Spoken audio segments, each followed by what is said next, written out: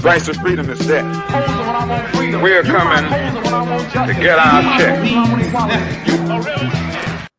Black first, my brothers and my sisters. Welcome to the Afro Elite YouTube channel. I'm your host, Afro Elite. I appreciate you guys for being in here. Thank you so very much.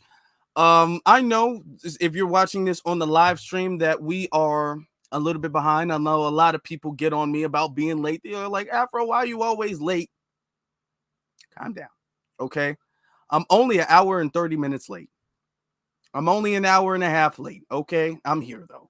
We're here, and we're going to get locked in because this is the final stretch. Shout out to everybody in the chat room right now. This is the final stretch of the Harris campaign, her last desperate appeal to Black people. So what they're trying to do is they're trying to do a good cop, bad cop type thing. We're going to get started by first off making sure that we covered the channel with copyright issues. So here we go. Copyright disclaimer. Under section 107 of the Copyright Act 1976, allowance is made for fair use for purposes such as criticism, comment, news reporting, teaching, scholarship, and research. Fair use is a use permitted by copyright statute that might otherwise be infringing. Nonprofit, educational, or personal use tips the balance in favor of fair use. Okay, so this was Michelle Obama. This was Michelle Obama. She was on Forbes, or she was doing a rally for her, and there's some things that she said that I definitely want to discuss. We're going to be discussing a lot of things. Yeah, people laugh. I'm only an hour and a half late, but we in here and we family and we locked in, and you guys are in here. We got 60 plus people, less than 2 minutes, and we late. That shows our strength. That shows our togetherness. So let's get this done. Let's do this. All right. Appreciate you guys. If you guys would like the stream so people know we are live, share this. Let people know we still gonna go live no matter what. Make sure I want to speed it up just a little bit just to give us a little bit of extra protection. But here we go. Prove a point. Well, let me tell you who isn't tuning out. Many of the folks who served closest to Trump and saw the danger firsthand. His former vice president, almost half of his former cabinet members, the growing list of four-star generals and Republican governors and senators and former House members, all of whom are not publicly supporting his candidacy the second time around. Y'all hear what I said? They are saying, no, thank you. Many are speaking out. His chairman of the Joint Chiefs of Staff, for example, said, and these are his words, that Trump is fascist to the core, his Joint Chief of Staff. These folks know that nothing this man says or does is funny in any way. So I hope you'll forgive me if I'm a little frustrated that some of us are choosing to ignore Donald Trump's gross incompetence while asking Kamala to dazzle us at every turn. I hope that you'll forgive me if I'm a little angry that we are indifferent to his erratic behavior, his obvious mental decline, his history as a convicted felon, a known slumlord, a predator found liable for sexual abuse, all of this, while we pick apart Kamala's answers from interviews that he doesn't even have the courage to do, y'all. Okay. I don't like this. First off, let's go into the point of fascism. Trump is a fascist. Trump is a fascist. I want to actually go into the definition, just briefly go into the definition of fascism without, doing too much, going too far with it. All right. So I'm going to share this thing right here, and I'm going to zoom in so you guys can see it and we can look at it, because without the full definition of what fascism is, a lot of people are going to be all like, well, maybe Trump is a fascist. And I'm not here to say he's not. That's the crazy thing. I'm not here to say Trump is or is not a fascist. But when you look at this now, a lot of people might go into more depth with it, but we're just going to give the basic definition of it. Fascism is a far-right authoritarian and ultra-nationalistic political ideology and movement characterized by dictatorial leader, centralized autocrat, militarism, forcible supervision, and opposition. So it says opposition belief in a natural social hierarchy. So all of this stuff is what they're talking about. Essentially, fascism is Hitler. That's essentially what they're saying. Trump is akin to Hitler. He's like Hitler. That's who he's like. That's what his motto is and everything. That's what they're saying he's like. Now, before we go into that, I want you to understand, I'm not going to sit up here and defend everything that Trump's done. I'm not going to make it seem like Trump is some moral person of great values and all. I'm not going to do that. But I am going to say that you can only lie so much, because we did live through 4 years of Donald Trump becoming the president. He was the president for 4 years. So all of the talk of he's a fascist, he's going to get in, he's going to destroy the Constitution, he's going to go into the nuclear codes and press all of the buttons, and he's going to blow everybody up, and everybody's going to just die. And then he's going to take women and throw them in all of the oceans. He's going to just take all women and he's going to throw them in the oceans after making them have babies. And he's going to raise the babies up with Tesla robots. That didn't even slightly come close to happening the first time. That didn't slightly come. Literally this Armageddon thing that they keep trying to tie. They used to try to use the Project 2025. Have you guys understood?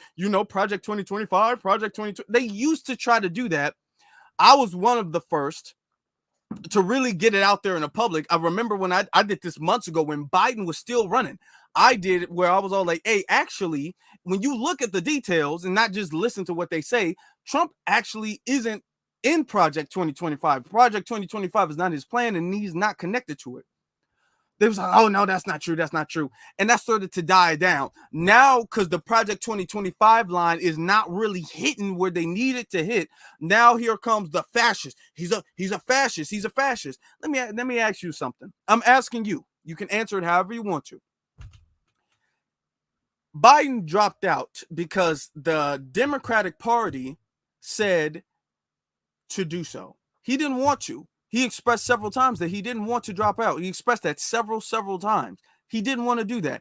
But he dropped out because he was forced to drop out based off of Obama and Nancy Pelosi. After he dropped out, he endorsed Kamala. He endorsed her. She skipped over the primary. That's democracy. She just skipped over that. And we're being told that we have to vote for her because she's black. That if we don't do what they tell us to do, it's a reflection of our morals. If we vote for Trump, we don't have any morals. If we don't vote for her, if we vote for the couch, we don't have any morals. If we vote for a third party or independent, we don't have any morals. The only moral solution is to vote for Harris and Waltz. That's the only moral solution. Fascism is, forcibly making people do things that they don't want to do. Let me choose my words very carefully here.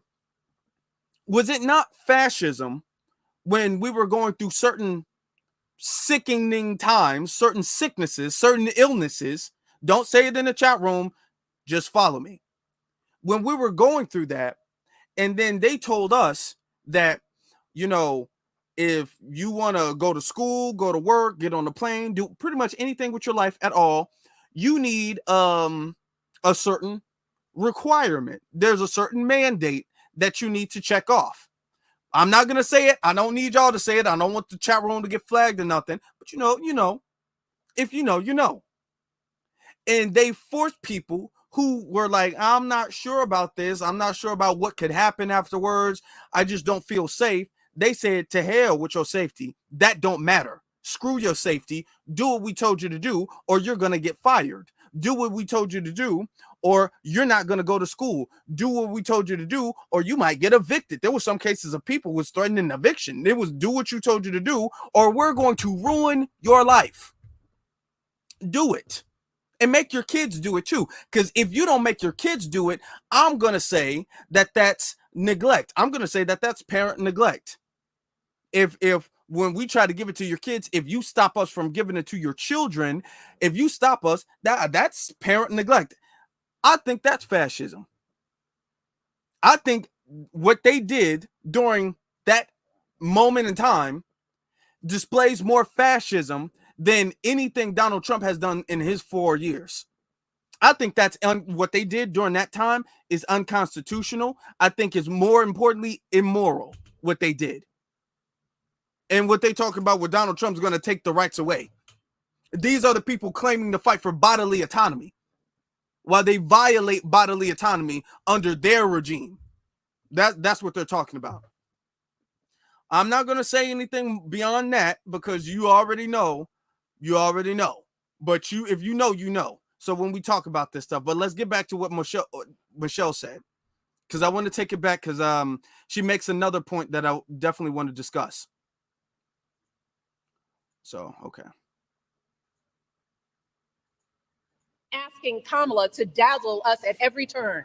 I hope that you'll forgive me if I'm a little angry that we are indifferent to his erratic behavior, his obvious mental decline, his history as a convicted felon, a known slumlord, a predator found liable for sexual abuse, all of this, while we pick apart Kamala's answers from interviews that he doesn't even have the courage to do, y'all. Okay. No, that's not gonna work. That's not hitting on nothing. It's not hitting on nothing because first off, what interviews is Trump do? Trump is doing interviews that Kamala's not doing. What interviews is Kamala doing that Trump isn't doing? Interviews with the Breakfast Club, the Shade Room. He's doing interviews. So it's not like he's not doing interviews. He was doing interviews before she was. She didn't really do no interviews until right up until the DNC. I mean, the debate. I'm sorry. Right up until the debate. This is well after the DNC. She started her campaign, and for the first like month and a half, she didn't do no interviews, no press conference, or anything. So if anything, she's the one who needs to be catching up on interviews and debates, giving the same damn answers. And what I don't like is the fact that she's all like, why are we picking apart her stuff? Like she's frustrated that we're second guessing and questioning Kamala about us picking apart her answers. And, oh, well, why aren't we holding Trump to the same standard? Why aren't we holding him to the same standard? For the last 4 years, really the last 8, if we're going to be honest, we've been holding him to a standard. And I don't like, because this is this gaslighting manipulation thing that they do all the time.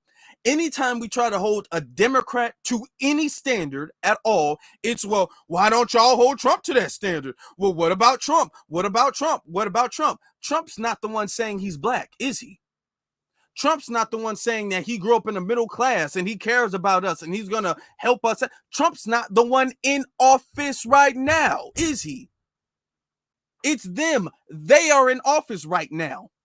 So they're the ones who need to be the ones explaining what they've done the last 4 years and how great of a job they've done and how they will continue to do a great job. We need to be looking more into her because she's still in office. People keep forgetting that. She's still the VP. She's still in White House right now. So let's no. You're not going to do this thing where, well, why we cherry picking answers? Because she gives bad answers. She gives vague answers. We don't know what she means. We don't know her stance, and we've been trying to figure this out for the last few months now. We don't know her stance. We don't know her answers to things. When we talk about immigration, it's all, well, we need to find a pathway to citizenship. We do need to find a pathway. I prosecuted transnational organizations, okay, and there was a border bill. And you know who killed it? Donald Trump, because he'd rather run on a problem instead of fix a problem. Well, doesn't state what she talks about deportation, about the nationalization of citizenship, the same answers. Well, what about the economy? What's going on with the economy? Okay. I have a program that's going to allow $6,000 for the first year of your child's life for tax credit. Okay, what about inflation? Okay, well, what I'm going to do is I'm going to create free non-payback loans, 20,000 loans, so people can start businesses. She doesn't give answers to the questions at all. And the thing is that we're cherry picking that because at least whether you like it or not, at least we know Trump's stances on things. We know where he stands on things, whether we agree or disagree, whether we like it or we hate it. We know where he stands, and we've known where he stood for the last 4 years, damn near a decade now in politics. With her, it's all this. She was against fracking. She wanted to ban fracking. She didn't say anything different about fracking until a couple months ago. Now she's for fracking. She was against the wall. Now she's for the wall. She was against this. She was talking about banning guns. Now she's not for banning guns. She's all in the middle of places. And then when people try to specify, just like what we discussed with the CNN thing, anytime somebody tries to ask her a question, she goes back to the same trained, programmed talking points. And we, to be honest, as the Black community, we have the right. If you're asking us for our vote, you don't get to tell us we are criticizing you too much. I don't care if we were only criticizing her and we were not paying attention to Trump and we were ignoring him, but we were only focusing on her. Still, if you're asking us for our vote, you don't get the right to tell us that we focusing too much on your answer to our question. Who do you think you are? Let's continue.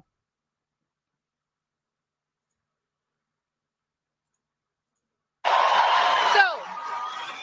I am praying that those of us contemplating voting for Trump or not voting at all will snap out of whatever fog we are in. I am praying that we consider the decades of sacrifice and struggle by all of our ancestors, the folks who marched and sacrificed and shed their blood for us.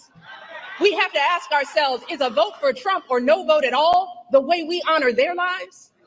And I hate the fact that they do that. That is so just, I hate the fact that they try to tie our history as foundational Black Americans in fighting for freedom to voting for the Democrats. And they're the only party that does that.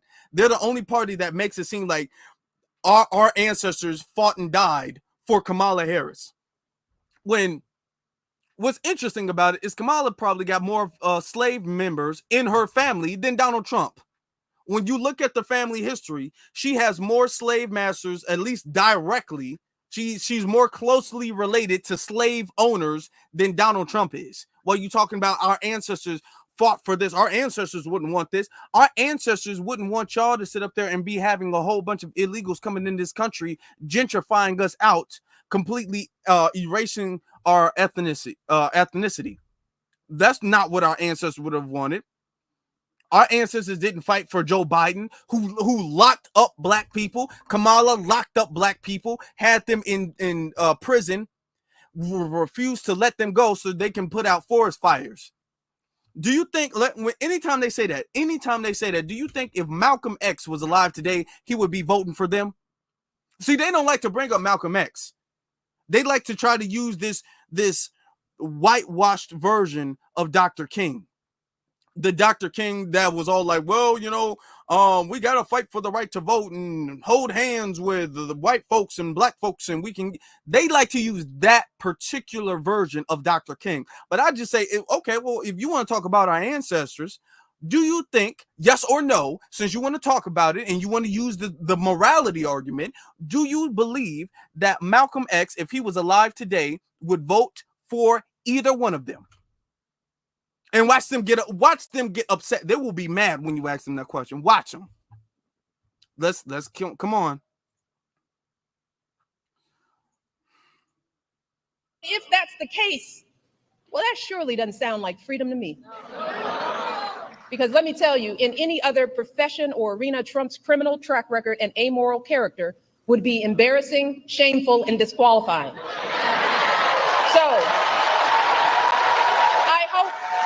that you will forgive me if I am worried that we will blow this opportunity to finally turn the page on the ugliness once and for all. Because believe me, if Donald Trump is president again, at some point or another, that ugliness will touch all of our lives. And it will not matter what you look like, how you worship, who you love, or how you vote. If you don't make 6 or 8 or 12 figures, if you're not famous, if you criticize or disagree with him in any way, if he doesn't view you as his equal or relevant to his ambitions, I promise you, he will not think about you when he gets into the Oval Office. And that will have real consequences for all of us. If your town gets hit by a natural disaster, who do you want looking out for you? Is it Donald Trump, who's spreading so many lies and conspiracies theories about climate change and FEMA that the workers in North Carolina trying to help folks clean up after the last hurricane were fearing for their safety? Or is it Kamala Harris? Okay. Oh boy. Okay. Do y'all know the disaster that we just went through? We just went through 2 hurricanes. Now, thankfully, Hurricane Milton didn't really hit the way that they anticipated Hurricane Milton would hit. But Hurricane Helene, that was a complete disaster. And FEMA did a complete disaster, horrible job. They did a terrible job. One of the worst jobs that FEMA has done in recent time. And a lot of that, despite what they want to tell you, because we already broke this down on the channel where we showed you the clips, we showed you them confessing this. A lot of that is because they were using FEMA money for illegal immigrants. The White House admitted this. So unless the White House was lying when they told us that they were using FEMA money for illegal immigrants, then they're lying now when they say they weren't using it. They were either lying then or they're lying now. Either way, they're liars, and they didn't handle the situation. It was people who were in helicopters trying to volunteer as rescuers, and FEMA was all like, this is a no-fly. They deliberately made a no-fly zone for them, as people's houses were completely underwater, people's property, everything completely underwater. Kamala got out there talking about they're going to allow the thing that you can sign up and request to get approval of $750. And then most people was going online trying to get the $750, and they were saying that they were getting denied. They were getting denied the little bit of money, the $750. This happened this year. If there was a worse time to handle a natural disaster, a hurricane, it would be right now. And they completely fumbled the ball. So it's just ironic the fact that she brings this up. That's crazy. That is absolutely crazy that she brings that up like that. The whole Biden, they completely fumbled it, so much so to the point where Biden was saying that American citizens need to be actually paying for it. American citizens need to be looking out for I'm sorry, hold on. Let me see. American citizens need to be looking out for the female thing. I was pulling up the next video, y'all. My bad. Okay. Let's finish this off. Let's finish this off real quick.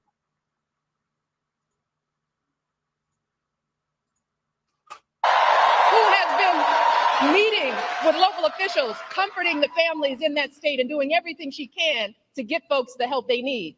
If you're saving up to buy a house or pay off student loans, if you're caring for your kids or your parents or both, if you are a farmer, a factory worker, a paralegal, anyone whose job may be changed or replaced by technology, who will actually be thinking about you?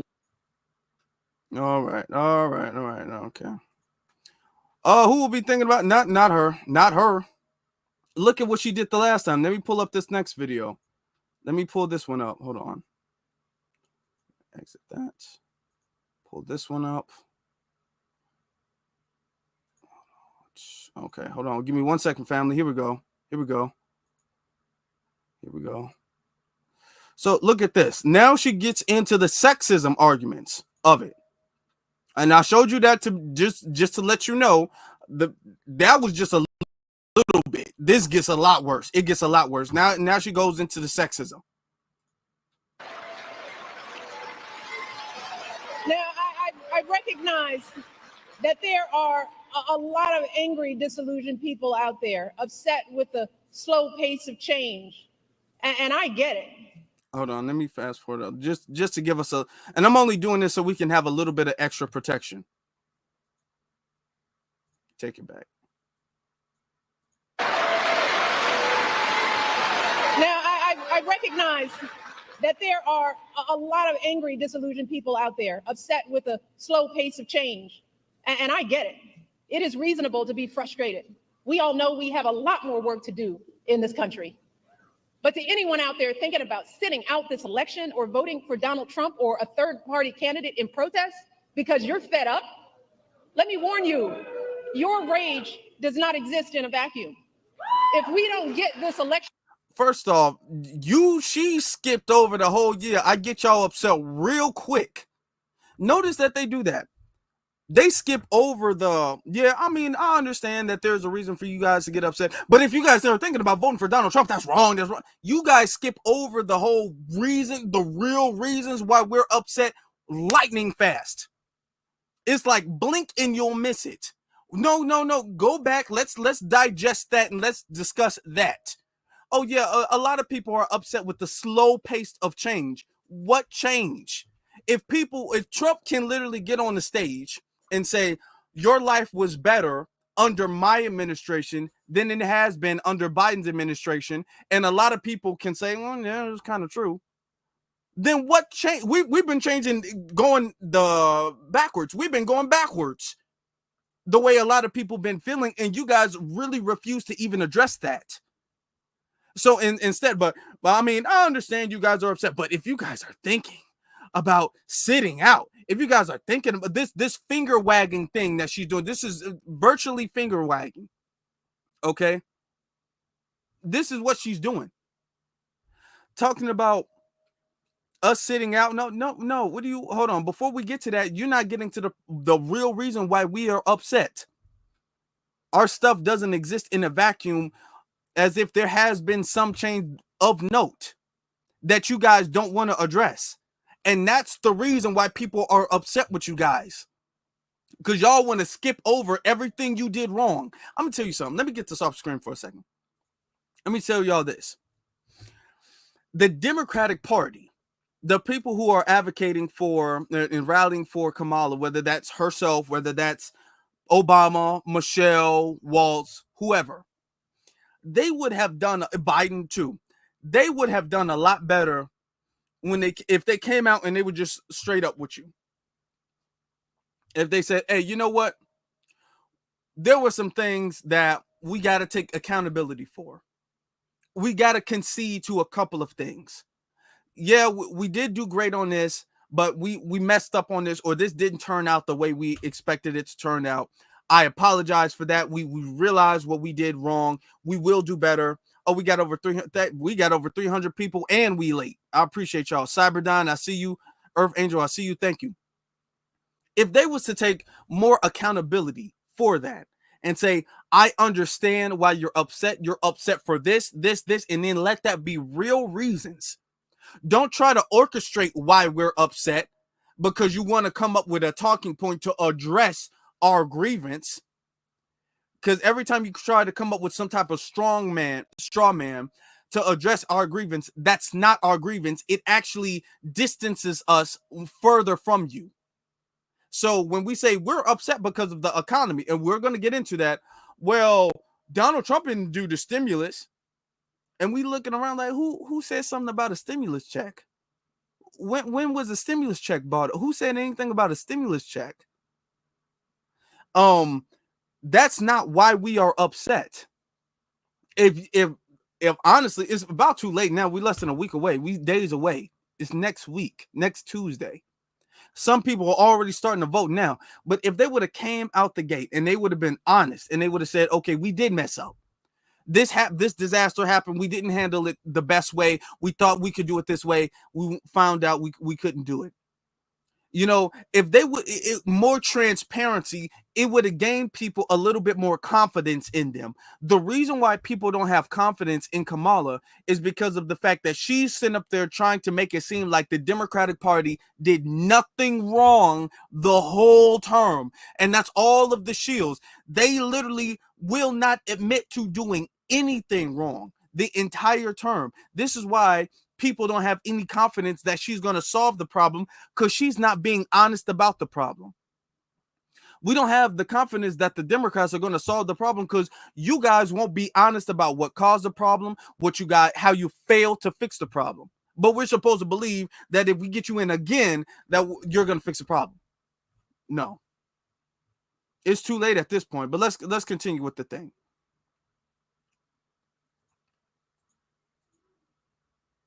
Right? Your wife, your daughter, your mother, we as women will become collateral damage to your rage. My family gonna be straight. Y'all gonna become collateral. The women are not gonna become collateral damage. That's this. Listen, I want you guys to understand that this is the same exact thing that they were saying when he was running in 2016. This is the same. Oh, you know his thoughts on women. You know his thoughts on women. It's gonna be crazy if he get. That's the same thing. That's the same thing they were saying. I'm gonna get to y'all cash apps in a second. I appreciate y'all being very generous. I appreciate that, and the cash apps and the super chats.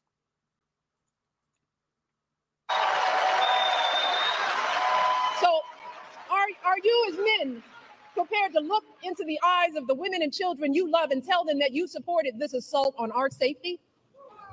And to the women listening, we have every right to demand that the men in our lives do better by us.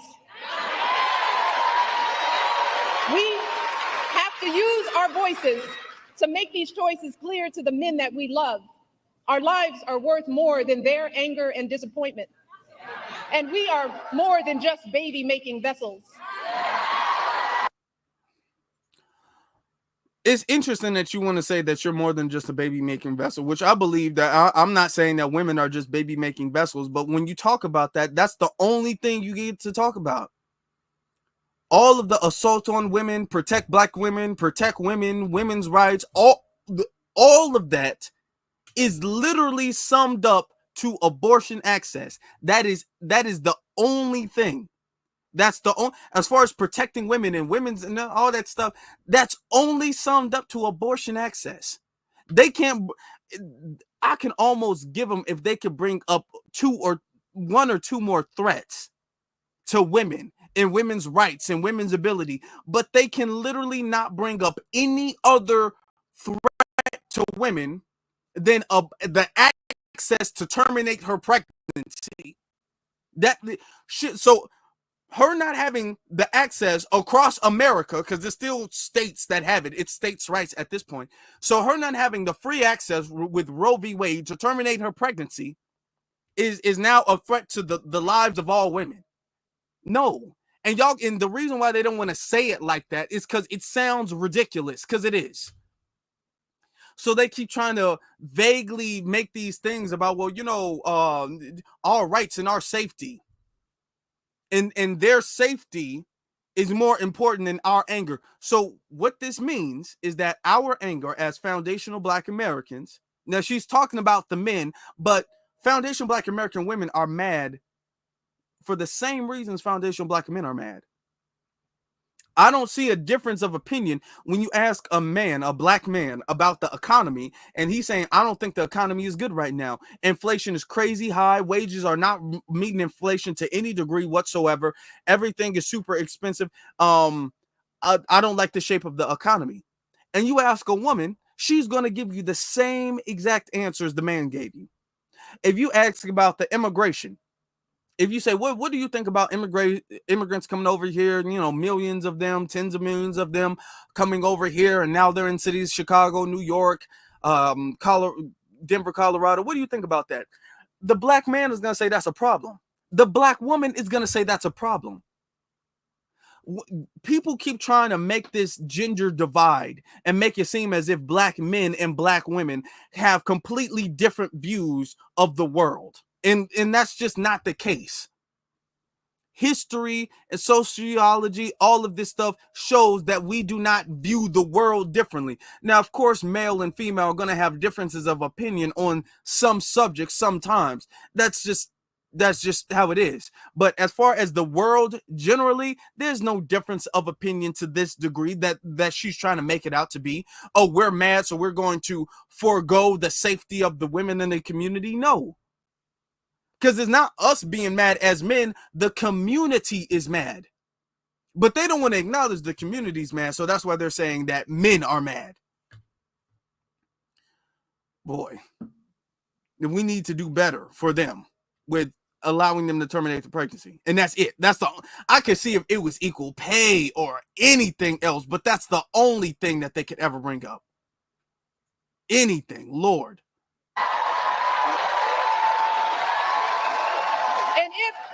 You are a woman who lives in a household of men that don't listen to you or value your opinion.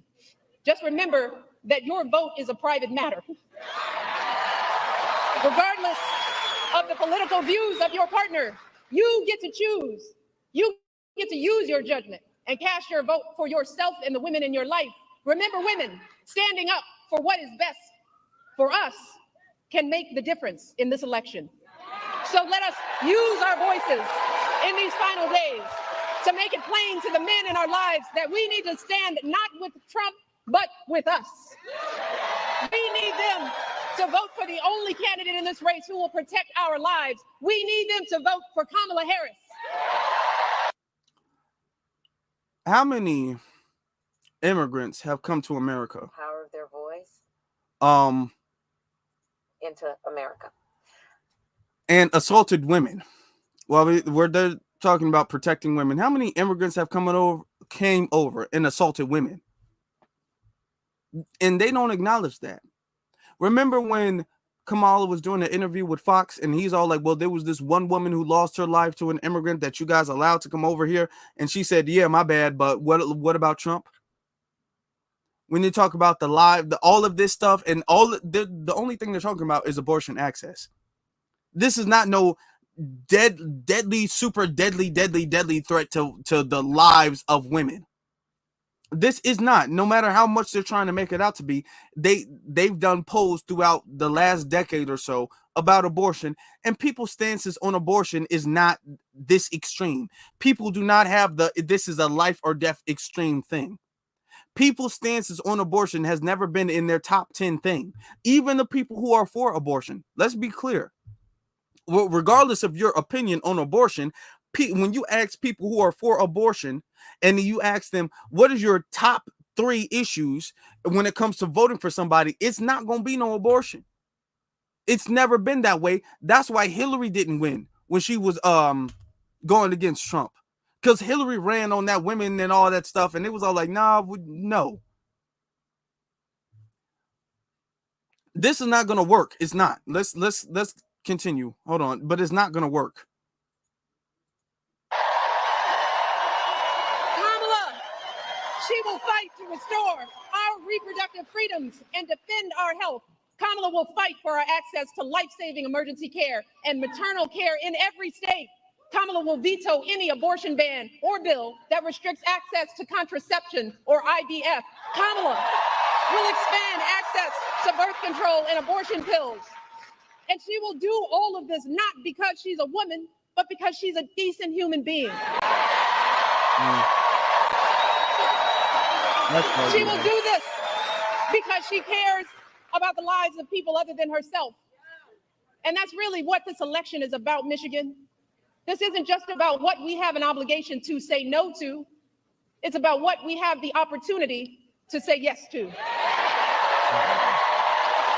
And we can elect someone who has the experience, the character, and the strength to look at all these challenges and still see a brighter day on the other side. Kamala Harris will see us, all of us. Kamala Harris will listen to us, all of us. She will protect our freedom. She'll stand up for all of our lives. She will have our backs for the folks trying to get ahead and those just trying to get by. And in doing so, she will usher in a new generation of American leadership and send the ugliness of Donald Trump and his politics back where it belongs, the past. Okay, we get the point. We get the point. We get the point. That's not working. Because the thing is that, let's say you have abortion access, and the abortion you bring back, let's say you can't, she can't. If we're going to be honest, that's not something she has the ability to do.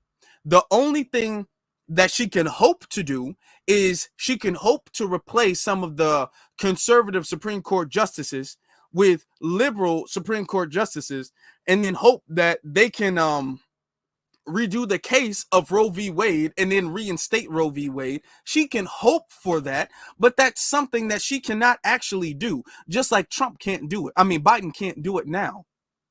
If it was something that the president can just sign a veto or Congress can sign a bill, they could do it now, but they can't do it now. And there's almost little to anything she can do with the Supreme Court justices once they're already in there. So she would have to just hope that 2 of them would leave. And that's probably not going to happen. But let's say, for the sake of the argument, that she brings back Roe v. Wade. As women, is that the only issue, especially as foundational Black American women? Do you think that your issues are going to be solved with abortion access? When Roe v. Wade was instated, because it only they took it down, what, 2022, I think, 2023 or 2. Let's say 2. Let's say they took it down 2 years ago. So that means Roe v. Wade has been around for generations until 2022. Did women not have any problems outside of that? They keep trying to leapfrog and make it seem as if women, especially Black women, your whole thing is the biggest problem is abortion access. That's what the Black Men Summit, the BET fake pitiful Black Men Summit was about, that we discussed yesterday. If you haven't seen that, you definitely want to. But besides that, let's say it's all back, then what? Because it's been here before, and Black women have still been suffering more than any other woman in this country. So what are you going to do to address any of those other problems? Because you guys let the killers of Breonna Taylor, you let them walk. You let the killers of Sandra Bland, you let them walk. Y'all not saying nothing about Sonia Massey. Y'all didn't say nothing about Matrice Richardson. Y'all not saying nothing about those women. So what about those women? Do you think abortion access would have saved their life? So let's say you bring it back. Is this going to be the championing moment for Black women, and y'all going to really experience freedom like never before? You've lived through it. At a certain point in time, there was abortion that you guys had access to. Y'all had access to abortion, and the foundational Black American community altogether was still suffering. So they're trying to highlight this and to magnify abortion access as if this is some dire life-threatening problem of the highest degree, and it needs to be pedestalized as the biggest problem. It needs to be put on the top of the list of the biggest problems over everything else, when that's not the case. It's just not, and we know it's not. And when they make these things, it really goes to show that they don't care about the life of Black women. They don't care about the prosperity of Black women. It goes to show that. It goes to show that. As far as the economy is concerned, they don't care. As far as the border is concerned, they don't care. All of these things, inflation, all of these things, they don't care. Black women are still suffering from that. Abortion's not going to do anything with the economy. You know, let me get you some of the super chats. We have FBA Queen. Thank you so very much. I appreciate you. Thank you. Then we have our good brother Ayo again, saying trying to divide the house is not a good look. It's not. And it's a very bad strategy at this point.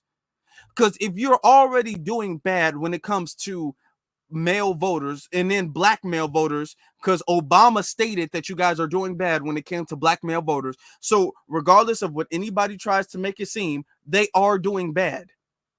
Because the only reason Obama would come out there and wag his skinny little finger at Black men is because they're not doing good when it comes to the Black vote, in particular Black men. If they were doing great when it came to the Black vote, if they were comfortable when it came to the Black vote and Black men, they would be okay. They wouldn't be tripping on it. They wouldn't be tripping on it. But Obama is showing you guys. And then when you look at some of the polls, we've shown some of the polls here too. The polls are showing that, and this is the Black polls, so you know, the polls are showing that Black men are not nearly as on board with the Democratic Party than Black women are. But Black women, it's a decent amount of Black women who's not on board with the Democratic Party either. So when you look at this stuff, do you think that the smartest strategy is to alienate Black men by talking about we need to vote for ourselves? Not for the community, but you need to make a choice for yourself as women.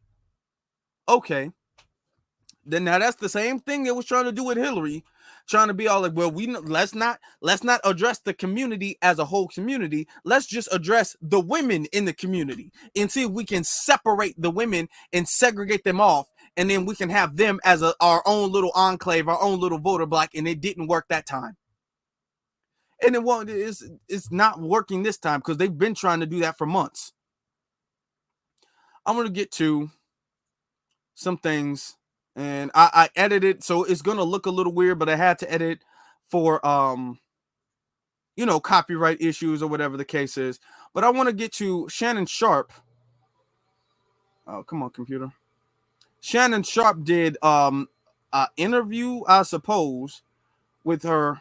And it was really the same old talking points, the same old things. There's really nothing new, because that's all of her interviews. All of her interviews are pretty much the same. It's nothing new. But I do want to discuss some points. There were some points that I'd like to discuss.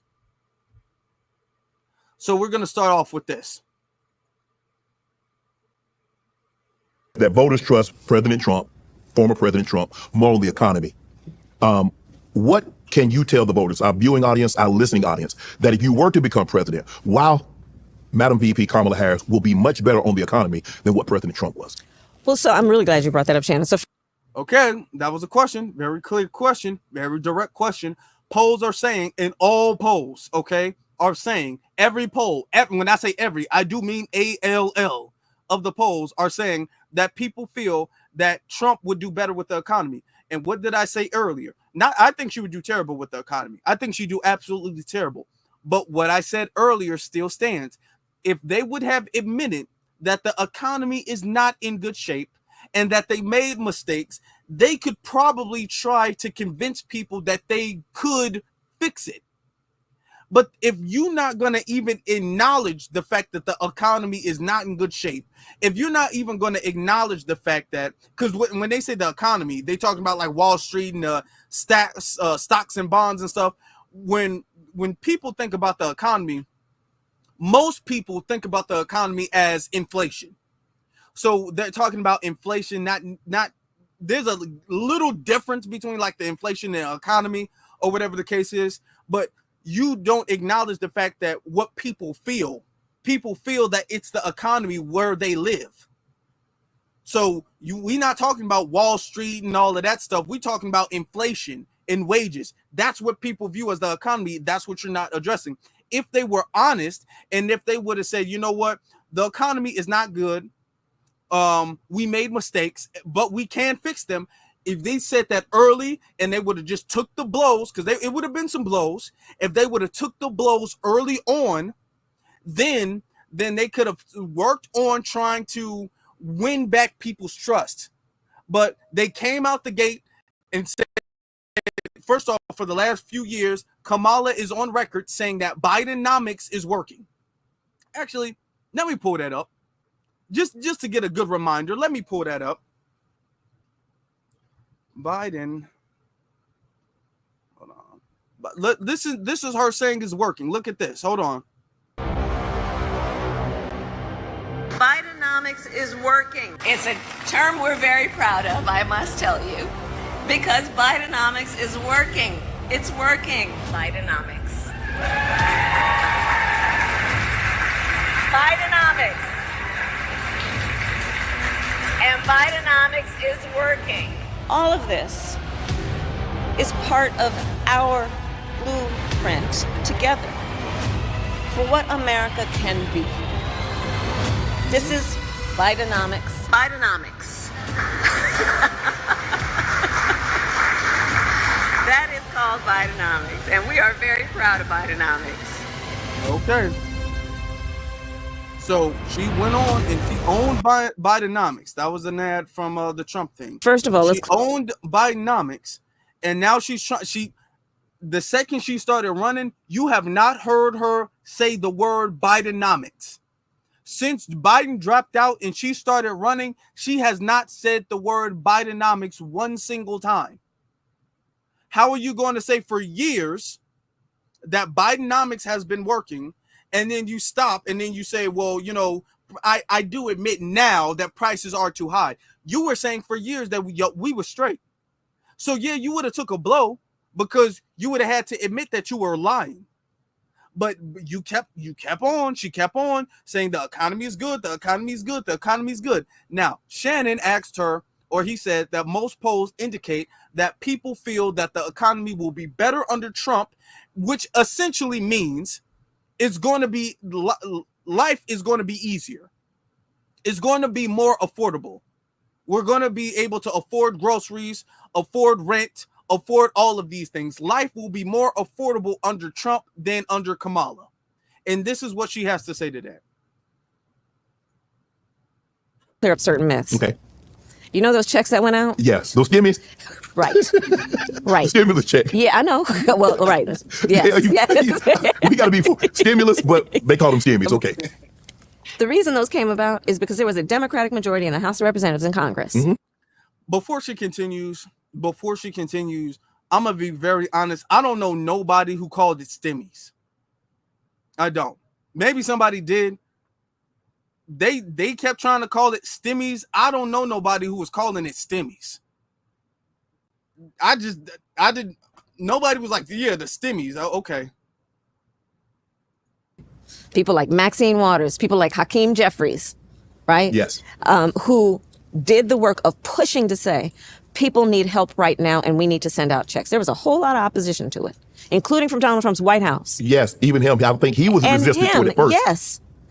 That's why those checks, remember, Congress holds the purse. Yes. So really, Congress wrote those checks. But then Donald Trump, unlike any president before or after, decided he put his name on those checks. So therefore, people thought Donald Trump, they gave me that check. And so let's clear that up first and foremost. Okay. But let's also deal with where he was in terms of his policies on the economy. He gave the biggest tax cuts for billionaires and the biggest corporations, which caused an incredible deficit. He tried to get rid of the Affordable Care Act, which we also call Obamacare. Mm-hmm. Which benefited so many people, including, and in particular, Black people in America who otherwise were denied by the insurance companies health coverage because of pre-existing conditions. Yes, that's most important. Let the people know. Right? Before we get to Obamacare, about the stimulus checks, nobody's bringing up the stimulus checks. What they try to do is they try to come up with some type of deflection, a straw man, to address the issue. That's what they're trying to claim to do, to address the issue, but they're really not addressing the issue. Because nobody's all like, I'm voting for Trump because he gave us a stimulus check at the end of his term. They're not looking at the very last year of his term. They're looking at from 2016, or he got in at the end of 2016. They're looking at his entire 4 years. And they said for most of the 4 years, with the exception of the pandemic, the economy was good. Things were we had livable wages. Things were affordable. We had an affordable America. That's what people are looking at. When you guys try to regulate that to, you're just probably talking about the stimulus check. Okay, you're missing the point. This is very dangerous. This is something you should not be doing. You should actually be addressing people's concerns. But when you try to create their concerns, that's not their concerns, and then address that, people are going to look at that and be all like, okay, see, I'm not listening to what you got to say no more. Okay, I'm not going to listen to that, because nobody's talking about the stimulus checks, because Biden gave us stimulus checks too. There were stimulus checks under the Biden administration. So clearly the stimulus check is not getting anybody these major points. What people are trying to express is that life was more affordable under Trump. You guys keep wanting to deny that by saying, Trump didn't give you the stimulus check. It was Congress. Okay, go Congress, but that's not what we're talking about. Well, Trump cut taxes for billionaires and millionaires. Well, is that a bad thing if life was affordable for everybody? See, if you don't address the problem, everything else you're saying is going to make it look worse. Because you can say he cut taxes for billionaires and millionaires. Yeah, but the average person can go buy milk and eggs and bread. Now the average person's grocery bill is twice as high as it was when he was the president. So you talking about you're making the point for him, because when he talks about tax cuts, you're making the point that the tax cuts are good because people are going to have the correlation. Well, when he said tax cuts, y'all said it was bad, but we was able to live. Y'all saying we shouldn't cut taxes on them, but we can't live. So you guys are making an argument for him. And I'm not trying to say the tax cuts for billionaires and millionaires and all that stuff is, I'm not even trying to go into that policy, but I'm trying to say they're not addressing the problem, and that's highlighting his policies. And the thing is that people don't have that problem. The problem is livability. And if you don't address the problem that you guys have on your table right now, and you guys just want to talk mess on his table, is going to make his table look better than yours. That's what I'm saying. With an Affordable Care Act, if you have a pre-existing condition, insurance companies can no longer deny you coverage. That's exactly right. And if you think about what that means in the context of also knowing the big health disparities we have in the Black community, correct, and how more likely, therefore, Black folks might be to have pre-existing conditions. Blood pressure, diabetes, all of that, cancers. All of that. Yes. Asthma for our children. Yes. Sickle cell trait. It's all of that. So by getting rid of the pre-existing condition ban, what that did, but he wanted to get rid of the Affordable Care Act. Right. What we have done, and part of my policies going forward include what we need to do to not only retain the cap that we got on insulin at $35 a month for seniors. By the way, Black folks are 60% more likely to be diagnosed with diabetes. Correct. He wants to get rid of it with that Project 2025. Everybody needs to check that out. What he would do to get rid of Social Security, or at least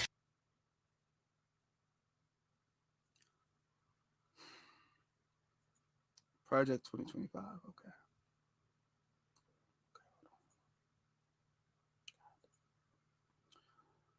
Oh, and notice how the conversation kind of went from the economy. Now she's talking about to lowering the cost of insulin. And she said, oh, he wanted to get rid of Obamacare. He didn't. Even if he wanted to, he didn't get rid of Obamacare.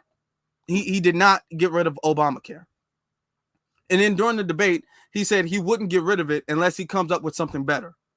But we're talking about livability, okay? You know, and you're talking about cutting the price for insulin, but everything else has went up 2 or 3 times except the cost of insulin, which a lot of people use their insurance to get insulin in their prescriptions. Okay. And just completely deflecting, and then bringing up this debunked lie about Project 2025 again. Raise the age to 70, so you have to work to 70 to be able to qualify. Right. Get rid of Medicare, get rid of the Affordable Care Act. And that's just on health policy, not to mention bringing back not only tax cuts for the richest people, but what he would do that is about eliminating or reducing the ability of corporations to be required to pay overtime pay. So you could work and the corporations wouldn't have to pay you for overtime. Who work for free? That's right. And overtime means you are actually working a longer day, which means you are more tired, right, which means it requires more exertion. That's why we have overtime pay. So you don't take advantage of workers. Let me, objectively speaking, let me explain to you guys why this is actually hurting her campaign. This is hurting her campaign because when you're in this room and Shannon Sharpe is just shilling, Shannon Sharpe is just shilling in this very tight, weird suit. He's just shilling and right, yeah, of course, exactly, and sitting up there laughing and all of this stuff. When you're doing this and you're sitting up here giving these false narratives and word salad, it makes people feel that they shouldn't have any confidence in you. Because nobody is pushing, you don't go anywhere at all where people push back. And the second you go somewhere where somebody is not literally holding you to this pedestal and babying you and pacifying you, the second you go anywhere where somebody's not pacifying you, then you fumble. You fumble and you crumble and you panic and you don't know what to say. What he's talking about the whole you try to create this tie from Obamacare to affordability to the economy, and that's not what anybody's concerned with. You should be directed to the polls. And I'm gonna tell you something, Shannon Sharpe is not helping either. He thinks he's helping all of these people, Shannon Sharpe, Roland Martin, Charlemagne, Shade Room. They think they're helping, but they are not. They are not helping. They're not helping because they should be all like, hey, you need to stay on point. Stay on point. Let's get to the question. Let's address the question. But instead, these people are sitting up here doing an interview, acting starstruck. And that's what they do all the time. Charlemagne acting starstruck, Roland acting starstruck, Shannon Sharp acting starstruck, Al Sharpton acting starstruck. All of these people sitting up there acting like, wow, you're just so great. You're such a great woman. Yeah, like acting just like this is their lifelong hero in their presence right now. You sitting up there acting starstruck and allowing her to just babble. It's hurting her. You're not doing anything to help. You're really not. Let's get to the next point.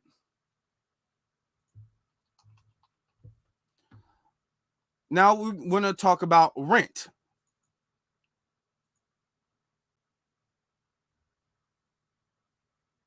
You would like to do to keep it, because the economy seems to be heading in the right direction, but the inflation, gas prices are extremely high, groceries are extremely high. This rent, I mean, it used to be when I was renting, they moved the rent up $40 a year. Now they're moving it up $400. So let's talk about that. I'm glad you raised that. So for example, groceries, yes, the prices are still too high. You know what I know. Yeah. Part of my plan is to deal with price gouging. I did it when I was Attorney General. I'm going to do it as president, which is these companies that will jack up the prices of groceries to take advantage of people in need, and in particular during a crisis, like what you see around the pandemic or Hurricane Helene. Yes. Right? Yes. Milton, right? So there's that. In terms of housing, first of all, we know that... We're not going to skip on that because she says it really fast because she's wrong. So she says that, you know, when they say things really fast and then immediately move on to another point, they're saying that because they don't want you to really digest what they just said.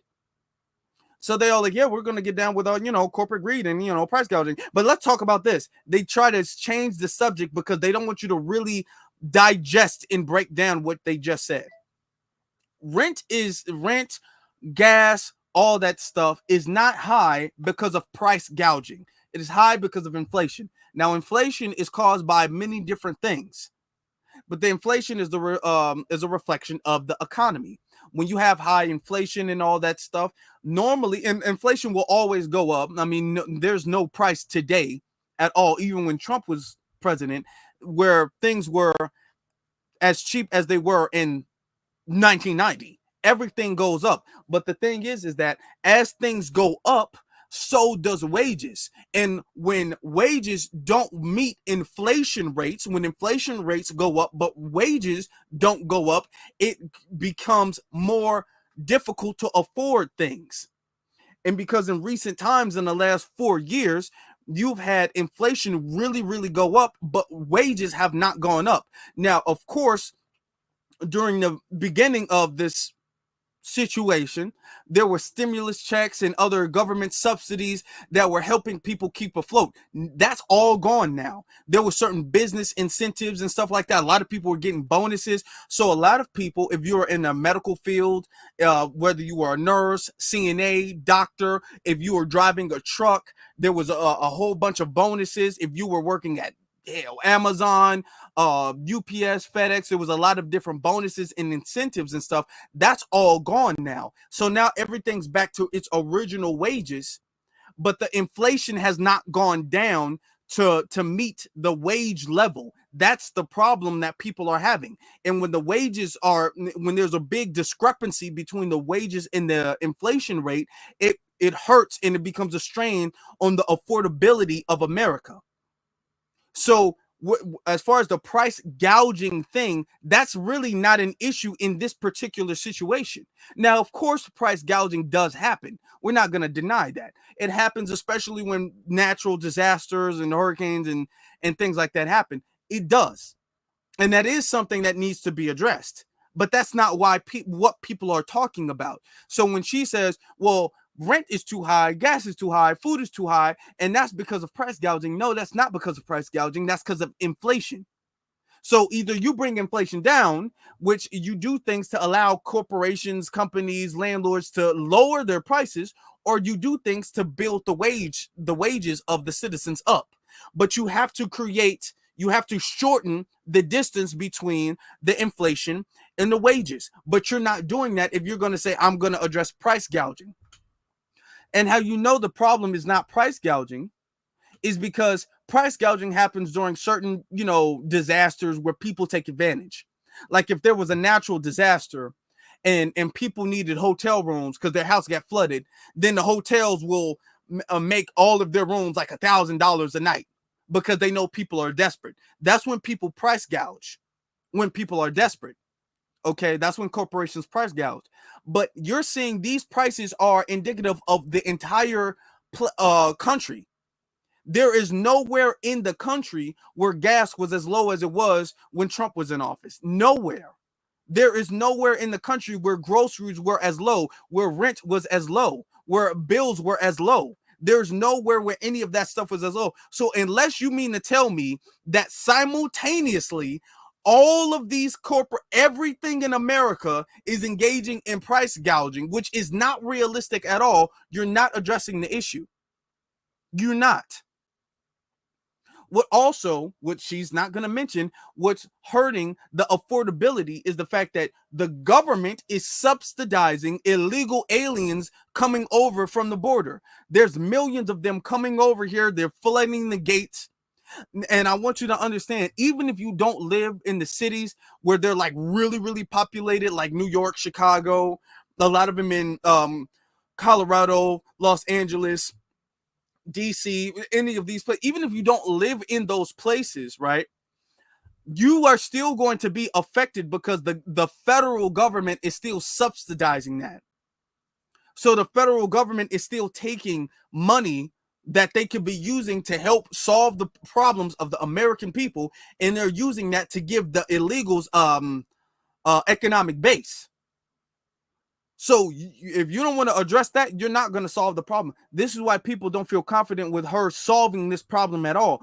And every time somebody asks her about this and she gives this answer, is going to make Trump look way better with the economy, because at least what he's saying is more direct to the economy. You said migrants are not a problem. Come on now. Yeah, migrants are a problem. If Chicago is in $1 billion in debt right now, and they're going up, do I have this pulled up? I don't think I have this pulled up. Yeah, Chicago, if you guys didn't know, and I needed to talk about this later, Chicago is now going up on their property taxes so they can make up for the deficit, because they're $100 in debt. The city is $100 in debt because they spent all of this time and all of this money just giving it to illegal immigrants. So yes, illegal immigrants are the problem, because the citizens actually have to step in and pay for that. So yes, they are. But let's continue. Black families are 40% less likely to own their home. And we can go back to redlining. Now, we can go back to pay very, very close attention to what she's about to say right now. She's going to talk about black discrimination, and then I want you to listen to what her solution to the black discrimination is. Home.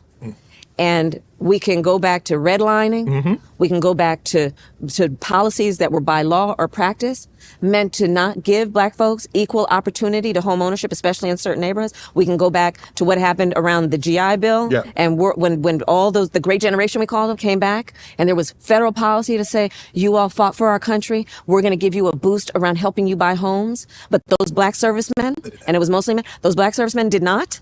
So you had then a time when there was a boost. It ended up being not for Black service members. So part of my policy is to, one, create a fund so that we will give a $25,000 down payment to first-time homeowners to just help people get in the door. We will deal with the rent issue, because part of what we're seeing in Atlanta, in places across our country, is these corporations are buying up all these properties, which means then that they don't have to deal with competition between the properties, and they're jacking up rent costs. So it's about also going after that corporate gouging around what they're doing to buy up and then jack up the prices of rent. Okay. Y'all heard what she said? And this is something that's very indicative of the Democratic Party. She's going to talk about real Black issues. Redlining, that's something that really did happen. The GI Bill, that Black soldiers were denied. These are things that really did happen. Even modern housing discrimination today really does happen. And her solution is not no reparations. Her solution is not reparations for foundational Black Americans. Her solution isn't even doing anything to particularly address those particular instances and those particular grievances. Her solution is a lift all boats thing. And this is what I really don't like. It makes me very upset, because she's going to bring up our real problems And she thinks that when she's doing that, because she did that before, she goes on this long list of things that Black people have been going through. And then she's going to talk about, and my solution is a lift all boats program. What? How is your solution a lift all boats program with some very shady looking housing aid policy that could apply to illegal immigrants when you're talking about the GI Bill? So because my family got denied a GI Bill, I got to share the restorative justice. It's not really reparations, but the restorative justice with everybody, which means it's not restorative justice. If you're going to talk about our problems and what we've been through, then talk about solutions for our problems in particular. Don't bring up our particular issues to give you some type of political points or to give you some type of morality or a base of morality to your point. And then talk about a lift all boats program that's going to affect everybody and put us back at the bottom. Don't do that. This is what makes me very upset, because it's very disrespectful. I want to get to because I chopped it up. Let me get to the next thing. Hold on. Let me click this button. Oh, hold on. Before we do that, as it's loading, I want to shout out to Antithesis and our good brother Cyberdyne. Shout out to our good brother Cyberdyne and Antithesis. I wonder if you guys are still in the chat room for the cash apps. I appreciate that. Shout out to DSB. Appreciate our brother DSB. He says, facts and truth, you're speaking, family. Oh yeah, definitely. We chopping it up tonight. Thank you very much. And then Walter. Shout out to family. Shout out to you, family. I appreciate you. So let's get to this. Blacks for Trump. They feel that Trump is better for the Black community. Can you explain Donald Trump's history with blacks? Where did this come that all of a sudden, I mean, it's been like this? Because a lot of people used to say, I'm Donald Trump of the ghetto. Because he was, I mean, for a lot of blacks, not all, but for some blacks, he was, Madam VP, whether we want to admit it or not, he's revered by some blacks. But here's the thing. The question for everybody, should he be president of the United States? Okay. Right? That's the question. Should he have the ability to sit behind the seal of the president of the United States when he says he wants to terminate the Constitution of the United States? You know what that would mean? In the Constitution of the United States is your Fourth Amendment right against unreasonable search and seizure, your Fifth Amendment right, your Sixth Amendment right to an attorney. Well, a lot of rights going to be gone. The First Amendment. But the First Amendment, the Second Amendment. Yes. Look, I'm in favor of the Second. Okay. I'm going to be honest. I'm not a Trump supporter. I know I come off like one when I'm debunking their lives, but I've actually gone through Trump's agenda and then I've gone through Kamala's agenda. All right. I went to their websites when she eventually put her agenda up, and I went through her websites, went through her polls, her agenda, all that. And I did that with Biden too. And I did that with Trump. When I went through his agenda, it did not say anything about terminating the Constitution. So unless they are getting this from like the Project 2025 thing, and from my knowledge, the Project 2025 don't say anything about terminating the Constitution either. So I don't know where they're getting that from, because I've never heard Trump say that, and it's not on his website. So wherever we're getting this, he said he's going to terminate the Constitution. I don't know where they're getting this from, and it reminds me of the fact that they said this the last time. A lot of this stuff, I know it seems like deja vu, because it is. They said this exact same thing the last time. That if he gets in, all of our rights are going away, and we're going to go back on the plantations. We're going to be slaves again. Do you guys remember that? That was only like 4-some years ago, or when he was running. So it was like 8-some years ago. They said if Donald Trump becomes the president and instead of Hillary, we are going to go back in chains as slaves. He's going to reinstitute slavery. That's what they said. Slavery did not come back. And now they're saying the same thing again. Let's continue. Second Amendment. I don't believe we should be taking anybody's guns away. He wants to terminate the Constitution of the United States. He is the same one, like I said earlier, who denied rent to black families, who took out that full-page ad in the New York Times calling for the execution of those children, who birtherism accusations against the first black president. Not to mention please ask folks to Google Project 2025. Yeah. He would get rid of the $35 a month cap on insulin. We know how many of our seniors had it. I'll give you another example of why Donald Trump has not earned the support of folks to be president of the United States again. When he was She said folks. Notice she did not say black. It's very interesting that she did not say black. Like Shannon is saying black, but she's not saying black here. Okay, it's interesting. Two, you can't name a single thing that Donald Trump did that Biden has not done worse than him. The discrimination in the apartments, he did that, but Biden did discrimination against busing as a senator. So that's worse. The taking a full page ad out, okay, that's something, but Biden also, he went to Congress and stomped hard for the 94 crime bill, which was the genesis of the mass incarceration era. There is literally nothing that you can say Trump did, and I'm not here to excuse or deny any of what Trump has done or try to justify it, but I'm going to compare apples to apples because this is what logical people do. Logical people will compare apples to apples. You're not going to sit up here and tell me how dangerous spider poison is, or technically be venom. It's not poison, it's venom technically. If you give me a bottle of venom from a very dangerous spider and you tell me how bad it is, you're not going to tell me, well, this is how bad this is, so you should drink the venom from a snake. This is venom from a snake. And every time I say, well, this snake venom is actually kind of bad too, you want to go back to how bad the spider venom is. Well, okay, I'm not saying that the spider venom is good, but I'm trying to say the snake venom is just as bad. But oh no, aren't spiders crazy? Aren't spiders creepy with the legs and stuff? You got to have the spider venom is, no, you're not going to scare me. When you compare it, when you look at it logically, instead of trying to have this very biased view of certain things, and you look at the fact that there's nothing, and I'm not trying to excuse Trump, but what has Trump done that Biden has not done worse? Even and especially as the president, there's a lot of things Biden's done that Trump did not do as the president. And if you want to go before the presidency, there's still a lot of things that Biden has done that Trump did not do. So when you compare apples to apples, Biden is worse. It is very clear that he's worse.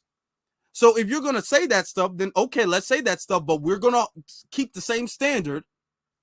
Because what they do is they tend to, well, this is the level of racism that we should not accept from Trump. And then y'all start to move the goalpost over here when it comes to any Democrat. And we're just not going to do that. We're just not going to do that. Let's continue. was president the last time, during the height of COVID. During the height of COVID, 1 in 3 Black Americans knew somebody who died from COVID. You remember those days? I do. And people couldn't get their hands on a COVID test? At that very same time, Donald Trump as president secretly sent COVID tests to the president of Russia for his personal use. While Americans were dying every day, he has not earned the right to be. Okay, that's another thing. That's at best a very big stretch to say that we were dying because of the pandemic because Trump sent a couple of COVID tests. Oh, I didn't even say that. Trump sent a couple of tests overseas. I'm failing to see the connection there between him sending a couple of tests overseas, if he did or didn't.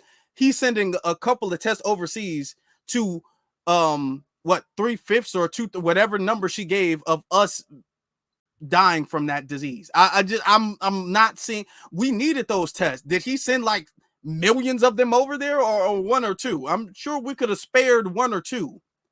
And then that's to say that there's a correlation between us not having tests here and fatality rates. Like that, you are making a connection and it's not working. It's like you trying to take a cord and you trying to take 2 cords and it's not long enough and the cord's just not it's just not connecting. Maybe I don't see it. Do y'all see it? I don't see it. I don't see how what he did, and I'm not trying to say what he did was good or bad or whatever, but I just don't understand how what he did ties to millions of black people dying. I just don't see that.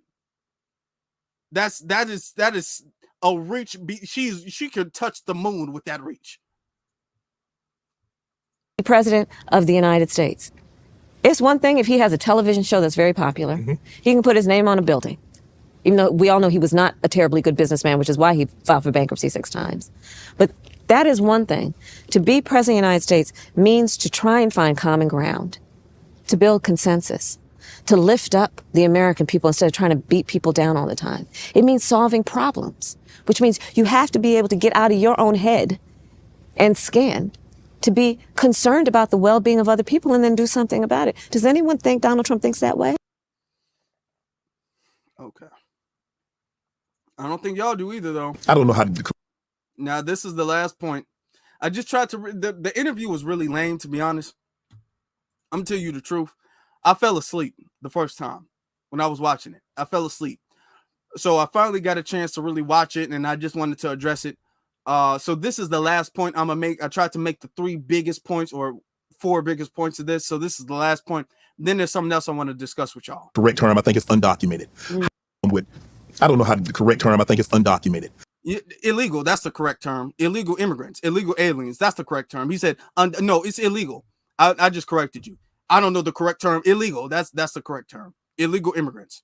How do we get a hold on that, Madam VP? How do we make sure? Because I think I've heard you say you want a path to citizenship, but we want to, make sure people come in and do things properly. Yes, that's exactly right. So first of all, I have personally prosecuted transnational criminal organizations for the trafficking of guns, drugs, and human beings. I have prosecuted the Sinaloa cartel, the Guadalajara cartel. So I put my record up to anybody in terms of how strongly I feel about having a secure border. Then why are you allowing Venezuelan gangs to come over here? No, does anybody think to follow that up with, okay, well, if you have this record as a prosecutor and being tough on transnational gangs and organizations like you claim you do, because we have not seen any proof of this. We just are listening to you. Let's just take your word for it, because I have not seen you any proof that what you're saying is true at all, but let's just take your word for it. If you are just so strict as a prosecutor, why are you sitting up here and not even addressing the fact that there are prison gangs all across America from Venezuela? I'm talking about in Chicago, in California, and in Colorado and New York. And that's just to name a few. Why are you not even going to address it? Because you keep trying to bring up your record as if that means that we should have some faith that you're going to solve this problem, but you're not even going to address the fact that, yeah, there are gangs coming over here committing crazy crimes. There's fentanyl all over the place because y'all let it come over here. There's prostitution all over the place because of y'all, trafficking all over the place because of y'all. They taking apartment complexes and over because of y'all, and you're not even admitting that. So to be honest, you kind of losing us with the whole I prosecuted transnational criminal organizations, which could be true, could not be true. And making sure that there is not that kind of trafficking into America. I also know that we need to put more resources at the border, which is why I supported a bill that came about, including from the most conservative members of Congress, to put 1,500 more border agents at the border, to do what we need to do to cut down the flow of fentanyl coming into the United States, which is killing people of every race and background. More resources would have gone to prosecuting human trafficking. Donald Trump got word of that bill. And he knew it would be a solution to a problem, which is that we have a broken immigration system. He got word of the bill, and he told his friends in Congress, don't put it up for a vote. Don't let it go any further. Because, you see, he wants to run on a problem instead of fixing a problem. Right. And is putting out tens. I've heard her say that a million times. I'm so sick of hearing her say that. Millions of dollars of campaign commercials full time, trying to suggest that he cares about strengthening the border when he had an opportunity to participate in a solution, which he killed. Because he's not about problem solving. It's about a political game for him. The border bill was really a nothing burger, to be honest. It really was. And it only started in the last 6 months before the election. They didn't come up with this board. I want you guys to really understand this. They didn't come up with this border bill until this summer. immigrants have been coming over since Biden stepped foot in office. The second he stepped foot in office, he reversed a whole bunch of executive orders that Trump signed that would keep them from coming in. He completely scratched all that stuff, and they've been coming in since then. And then in the last 6 months before the election, because he knows that people are going to look at the border issue as a big L on the Biden administration, he created this border bill. This was in the summer. This was this summer. We ain't had no immigrant problem starting this summer. We've had this immigrant problem that they've been allowing for the last few years. So what were you guys doing the last few years then? Because you keep trying to bring up this bill because you want to tie the border problem to Donald Trump when you guys actually reversed all of the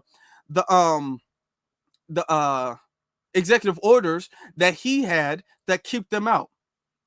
Do you guys understand that what Trump had was the Remain in Mexico executive order?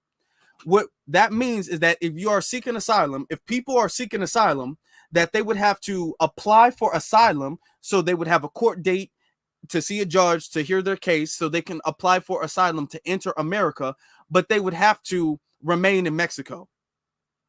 This was under the Trump administration. He signed this. When Biden got in, because he's the president, he can reverse Trump's executive order, and he reversed that. So now that means that you can put in an application for an asylum seeker. That doesn't make you an asylum seeker, but you can put in an application, but you don't have to remain in Mexico. Now you get to come to America.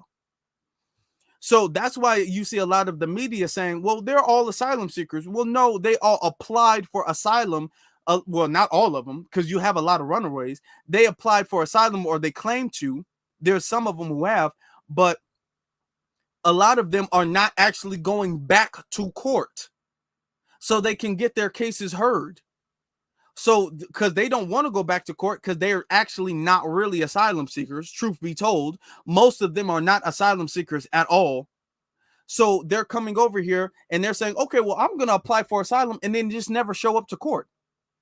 And because you guys are trying to do everything you can to stop ICE from deporting them, you're trying to do everything you can to stop the deportation. They're just able to roam free. You guys got sanctuary cities all over the place. So it's your fault that they're over here. Or it's really Biden's fault, but you are Biden essentially. So my point is, we got to strengthen the border, and we need to have an immigration system that is fair and humane and strong in terms of making sure that people have to earn citizenship. They have to work hard to get it. My plan includes also strengthening what we need to do in terms of, illegal entry and between ports of entry. What we need to do to put more support for Border Patrol agents, put more technology at the border. But it includes also, I'm never going to talk about people from Haiti eating their pets. Right. And I think that we also know we don't want an immigration system that's about separating children from their parents. Mm-hmm. We can do it in a humane way. But the bottom line is. The bottom line is nothing. The bottom line is nothing. She was the border czar. All of the stuff is, I'm going to do this, and it's a humane way to do this, and I'm going to do this, and I'm going to do this with love and care and happiness. She's going to do all of this. She had the opportunity to do all of this stuff. Her being the border czar, which Biden said she was. Now they're saying that they never said that, but Biden said she was. Biden gave her the authority to pretty much do anything as far as the border is concerned. She, as the vice president and the border czar, had the authority to do anything and handle the whole border crisis. She could have handled the whole entire border crisis. All of the things she's saying that she's trying to implement now, she could have been implementing. It could have at least started under her. She could have said, well, it's not all the way done, but at least I started this and we worked on this and that got done and that got done. She got nothing done. Nothing done. She completely did everything wrong. And she's sitting up here trying to talk to us as if she's still not in office now. As if she still can't go to the border and fix it, or it's a week from now, but as if she still could not have gone to the border and fixed those problems. She could have been done that for years, and she didn't do that at all. And now she's talking as if she doesn't have any type of power to do anything. Man, it's just an L. I mean, just L after L. And these damn interviews are not helping, because these echo chamber interviews where people just nod their head and act like this is their favorite celebrity and a star and don't want to say anything negative and want to make the person look good isn't moving the needle. It's not. Let me show you. Yeah, she's lazy. That's why she did it. That's why she didn't do anything, because she's lazy. That's the reason. Now I want to bring this up. Now remember the most infamous clip of her saying that she's not going to do anything only for black people when she was asked about reparations? The griot actually made a response to that. And here goes the griot trying to, come on now. Here goes the griot trying to save face for her. Here's the griot trying to save face for her.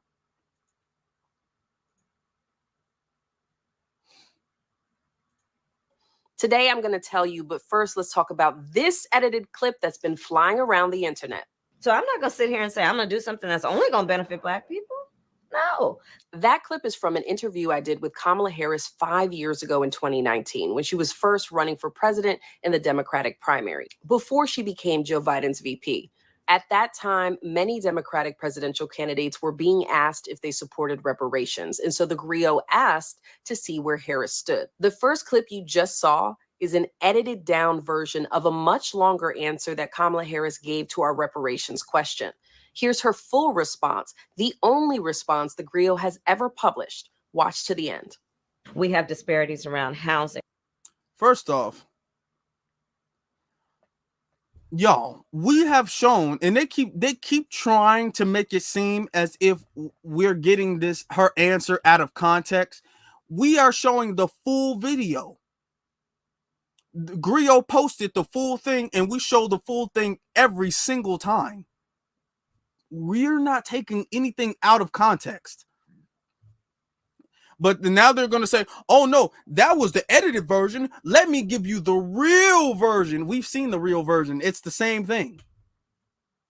I don't even know why they got it cropped like this. This is why would they have it cropped like this? That's weird.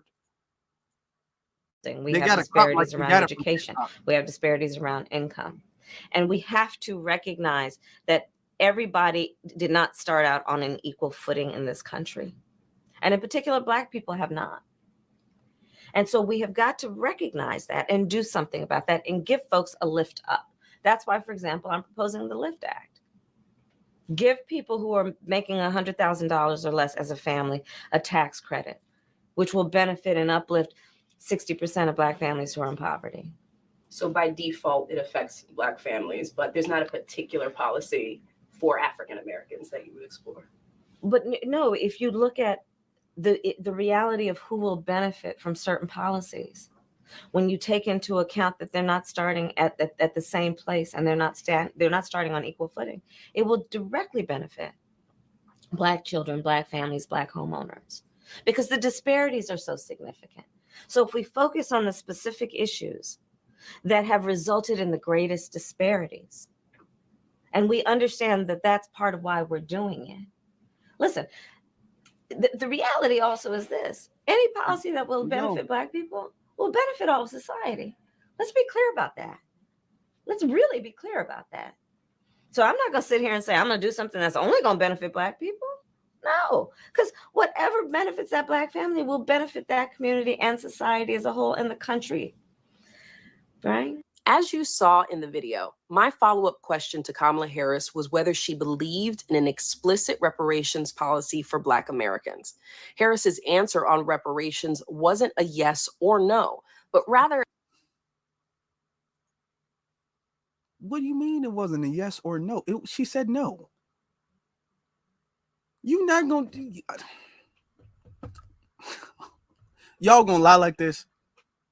Y'all gonna play the video, the whole video, and say, well, her answer wasn't a yes or no. She said no. What do you mean? Her answer wasn't a yes or a no. It was a no. She said no. What the? Did we see a different video? Have we been seeing a different video? As you see, yeah, we played it. Now, she didn't say yes or no. Maybe you didn't see it. Maybe you weren't there. You the one gave the... She said no. What are you talking about? It wasn't a yes or a no. God.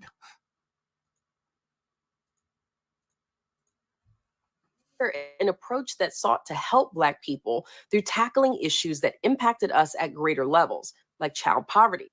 Harris's argument was that policies like a child tax credit don't only benefit Black people, but can benefit all of America at the same time, even if more Black people are impacted. It's an approach not everyone agrees with, especially reparations. That wasn't her argument. No, don't try to save face for it. She's trying to do this. Let me tell you why she's trying to do this. She's trying to do this because that interview she did with her those years ago is hurting her today.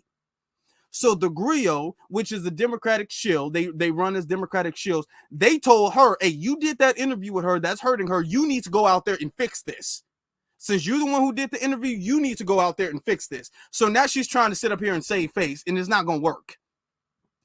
The argument was not, well, a tax credit for Black people can also help everybody else. That was not her argument. Her argument was, I'm going to make these racially blind, universal policies, but Black people will also benefit from that.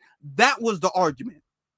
Don't try to flip it. She's trying to save face to keep her job or her position.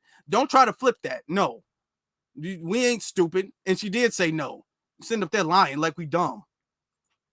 Advocates who believe reparations is a clear commitment to addressing the moral sin of slavery. But Kamala Harris didn't say she wouldn't do anything at all ever to benefit Black people. And she did say in a separate interview that she supported studying reparations.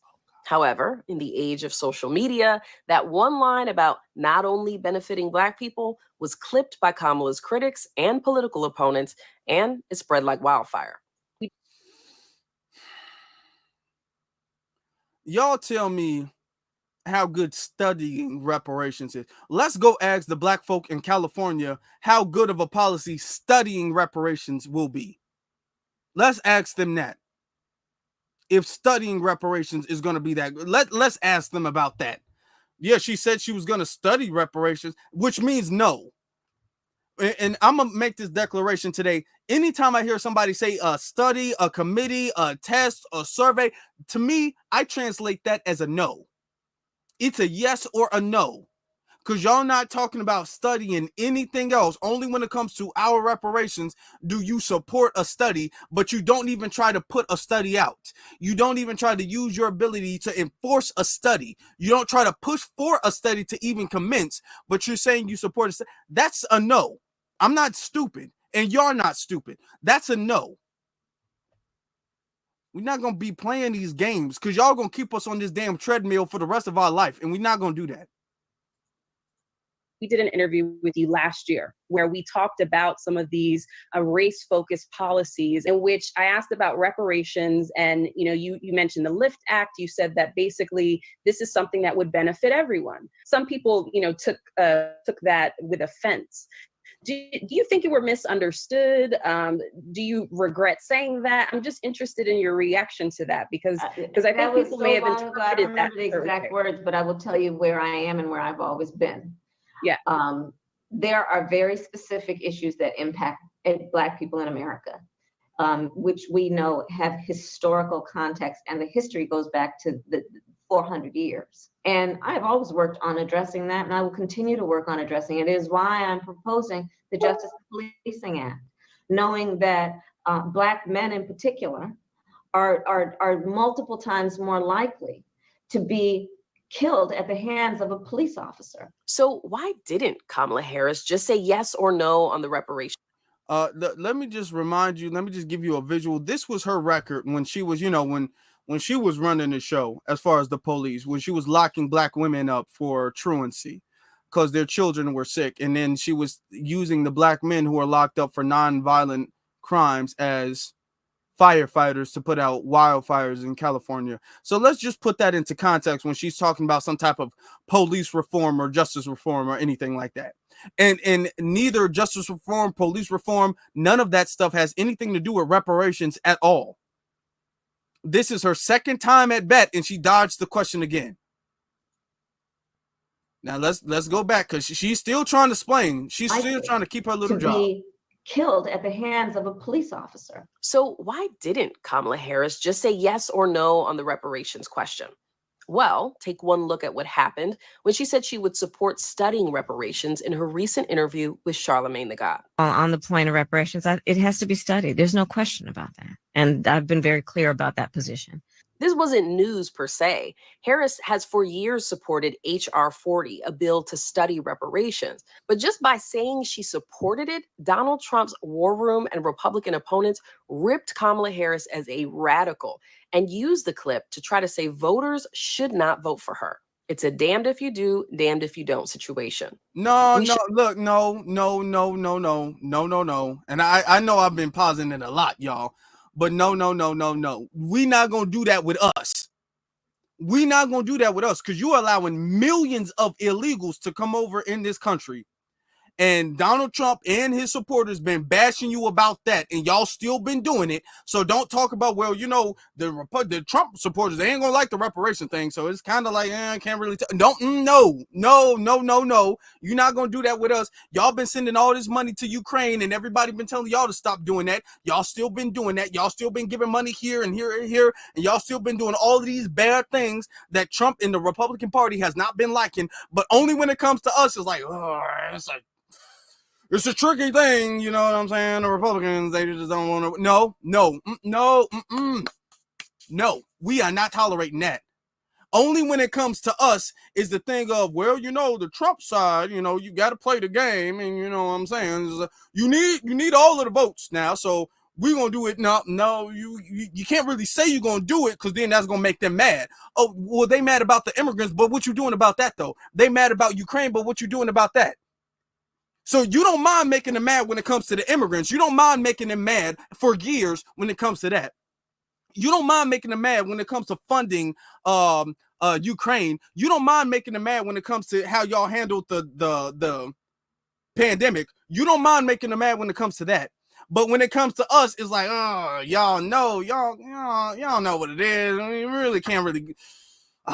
No. Y'all showing that y'all don't care about making them mad when it comes to anybody else, so y'all need to cut our check. We ain't gonna do this thing. It's damned if you do, damned if you don't. Well, then do it then. If it's damned if you do, damned if you don't, then do it. Then you're not making a justification or an excuse not to do it.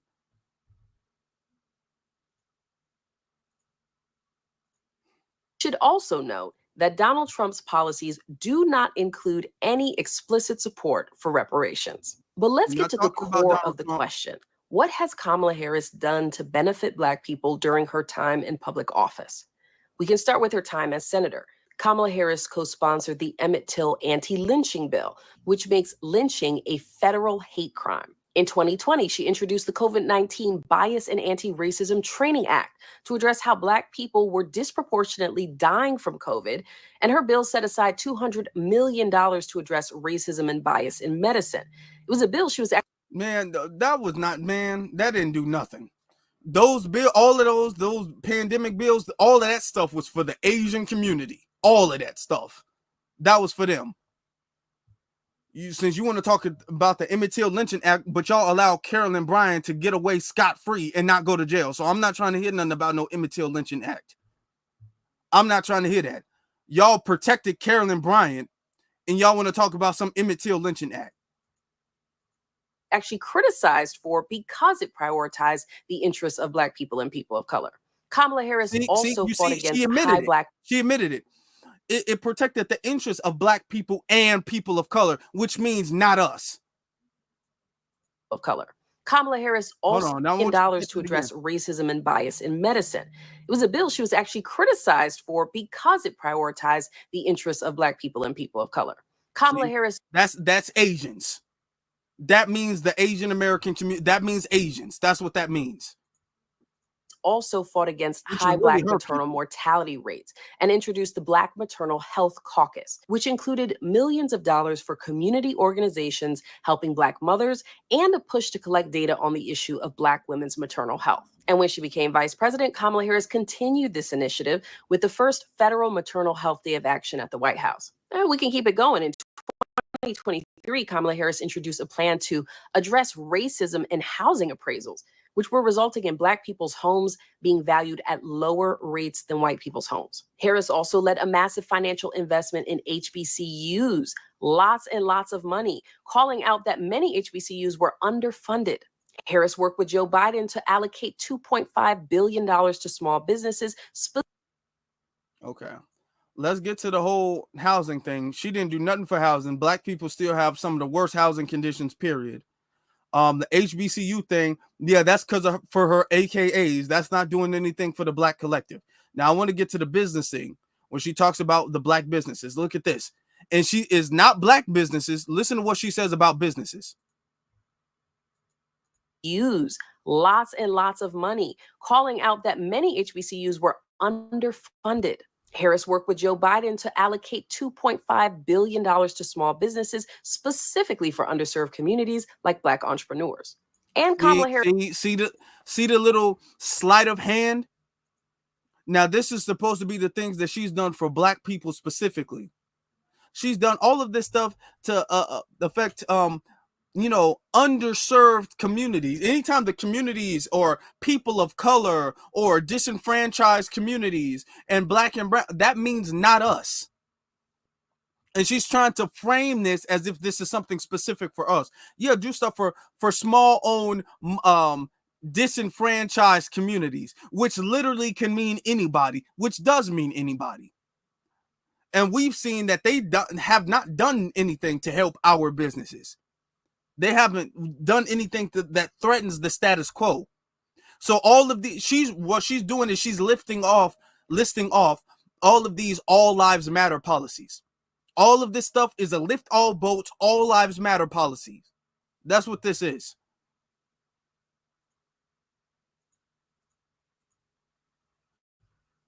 Harris worked with Joe Biden to allocate $185 million for the Reconnecting Communities pilot, which tore down bridges that segregated communities and created barriers for Black people.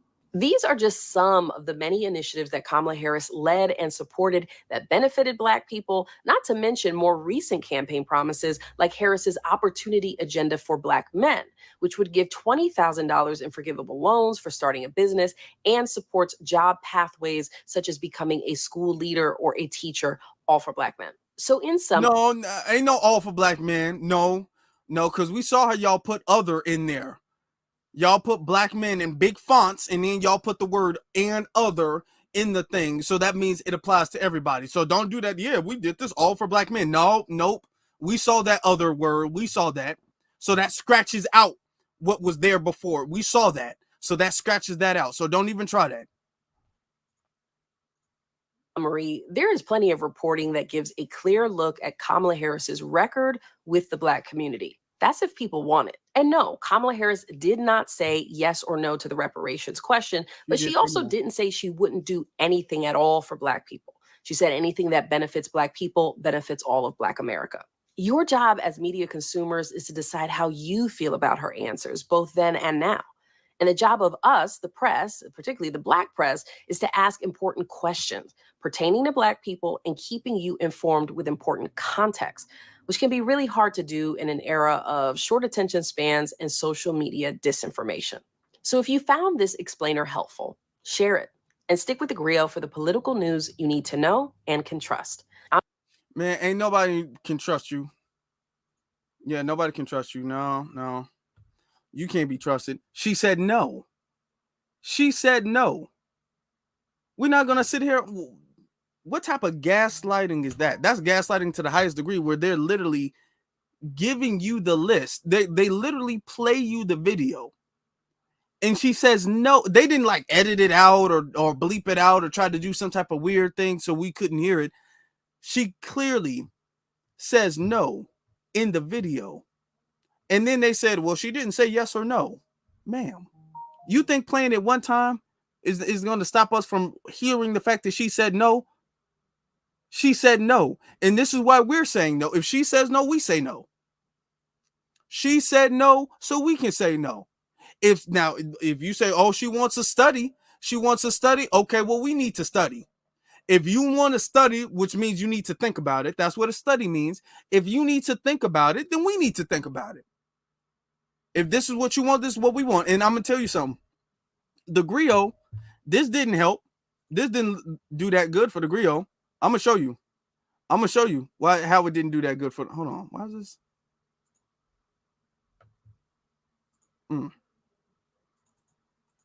That's odd. Let me show y'all something real quick. Damn, hold on. I can't get this off real quick. I wanted to show y'all if I can. Oh, okay. That's weird. Well, this is not loading up for whatever reason. But the comments are turned off on that video. If you go to that video, the comments are turned off on that video. These comments are turned. People on this stuff is not swaying anybody. This stuff is not swaying anybody. The comments are turned off. Why would the comments be turned off if this was helping? We understand this. We know this. She said no. And all of these people trying to explain in the last minute and everything, you're trying to save your job because you know that little video that you did, that interview you did all those years ago, it's catching up with her. Well, it's always stuck with her. It's not like really catching up, but it's consistently stuck with her. And now she's trying to run for president. And now the griot is saying, hey, you need to get this video. You need to redo this. You need to come out and you need to walk this back because we don't want to be blamed as the griot for the reason why she lost. Because I want you to be clear. Let me be very clear with this. There's going to be some serious payback if she wins or loses. Hopefully she don't win. But there's going to be some, if she wins, there's going to be some serious payback. You think Trump got a hit list? She got a hit list. She ain't telling you about it though. She's going to be like, all of y'all who made me say I'm black, all of y'all who made me say I cook greens in the bathtub, all of y'all who made me say all of this, I'm coming for all you. So the griot is on her hit list, and that's why she's sitting up there trying to make this political ad for her, talking about, well, she didn't say yes or no, but she did do all of these other great things. You're trying to make this ad last minute because you don't want to be on that hit list if she gets the ability to take you guys down. But it's not going to work. The damage is done. The damage is done. Actually, I think that should be the thing for the night. The damage is done, y'all. The damage is done. I'm going to make that. The damage is done. It's over with. It's over with, y'all. The damage is done. It's done. It's too late. It's too late for another celebrity to endorse her. Actually, let me show y'all something. I'm gonna show y'all how sad this is. Because sometimes I don't think people believe me when I tell people how sad that this is. Because it's really sad at this point. Let me show you. Hold on. This one last thing. I want y'all to know the damage is done. Let me see. And I just saw this today. Where is this? Okay.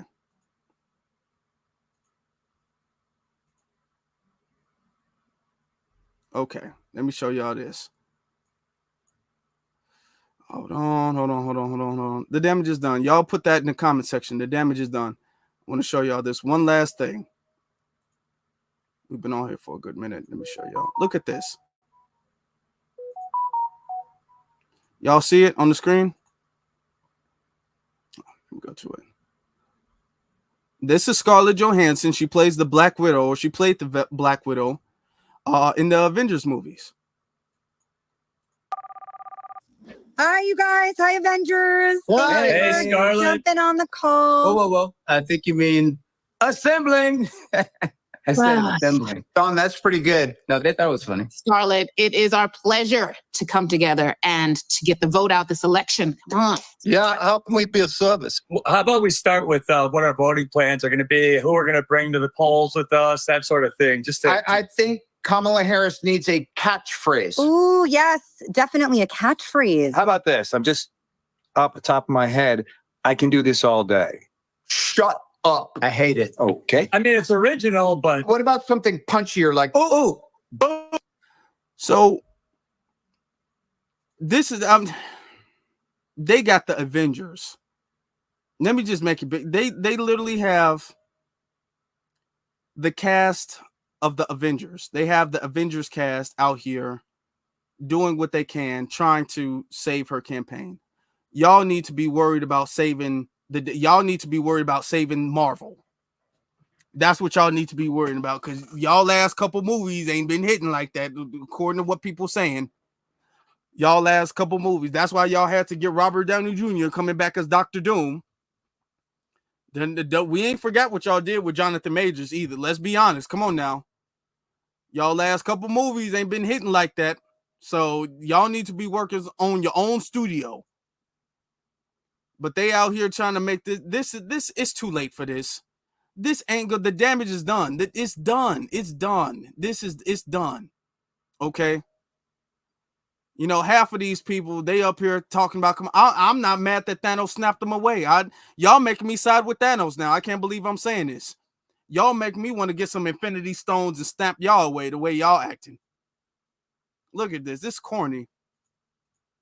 Shut up. I hate it. Okay. I mean, it's original, but What about something punchier like, Ooh, boom. You looking for this? Iron Man 2? Everybody loved it. okay, again, I think we're just trying to get out the vote. Kamala forever. That's better. Okay, how about I'm down with democracy? It's just clean, it's simple. Okay, I like that. It's hard to argue with that. Kamala Harris down with democracy. Oh, yeah. I'm Kamala Harris, and I say down with democracy. I don't know if that sounds the way we want it to sound, though. I think we just need, can we get some production though? Jarvis? My name's not Jarvis, but whatever. Oh yeah, that's right. Down with democracy. Down with democracy. Is that what we mean, though? Yeah, together we're gonna tear down democracy. Will you stop playing heroic music under yourselves? I'm Kamala Harris, and I am down with democracy. Did I sound enough like her on that one? That was great. How many Golden Globes have you been nominated for? I'm just curious.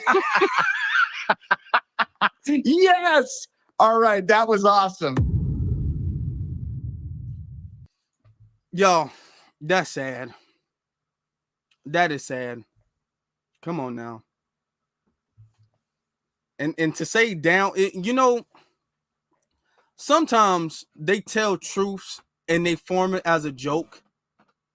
When they say down with democracy, it's supposed to be like, oh, that's a bad way to phrase it, but is that actually what are they really telling you what they're trying to do without telling you what they're trying to do? Sometimes you got to think about it like that. Just because celebrities are in there, just because it's the Avengers or whatever the case is, does not mean that what they're telling you is a joke and it's something that can be dismissed or played off. When they say down with democracy, we'll tell what did the Don Chino say? We'll tear down democracy. Oh, ha ha ha! You're joking. You're funny. But hold on for a second though.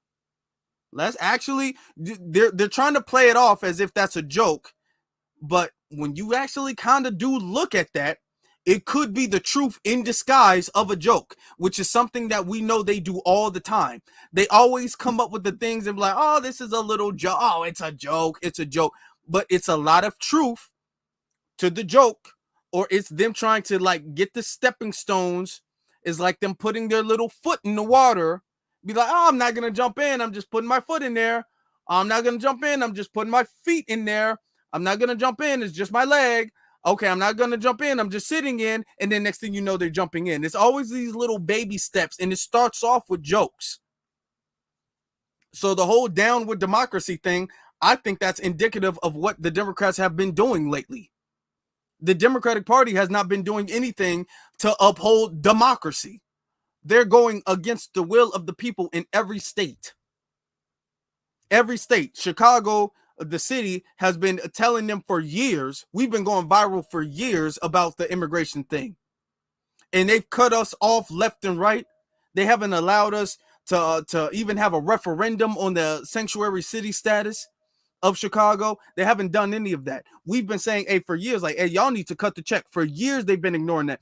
Down with democracy is you not allowing in California, you not allowing the reparations bill to get to the floor so we can get voted, so it can get voted on. That's down with democracy. Down with democracy is having Kamala Harris skip the primary and just get elected as the on the top of the ticket. She can just skip the primary. That's down with democracy. Down with democracy is when people who don't want to take a certain procedure are forced to take that procedure, or else they can't work, they can't go to school, they can't keep their jobs, get no business, they get evicted. That's down with democracy. So is this a joke? Or is this what you guys are really doing? And you're trying to laugh it off? Because I want you to understand, all these Avengers, all of these people, they're straight. They will be okay no matter who becomes the president. They will be fine. All of them will still be doing movies. All of them will still be doing special appearances and cameos and all of that. All of them will still keep their millions of dollars. All of them will still keep their big houses. None of them will be affected. They will be straight regardless. We, on the other hand, the average citizens who care about ourselves, our families, and our communities, we will be affected by this. So, not only is that campaign not going to help, but it actually should make us think, are y'all really trying to tell the truth about something? Is this a joking way of kind of letting us know what you guys intend to do? So we got to think about it like that. I know this kind of dibbles into the conspiracy thing, but we have to understand the history and understand this is what they do. This is how the KKK started. Okay. So yeah, they need to work on some other things, because y'all need to redo Disney Plus and all that stuff. That stuff ain't hidden. Y'all need to get a new Black Panther while y'all sitting up there talking about Kamala.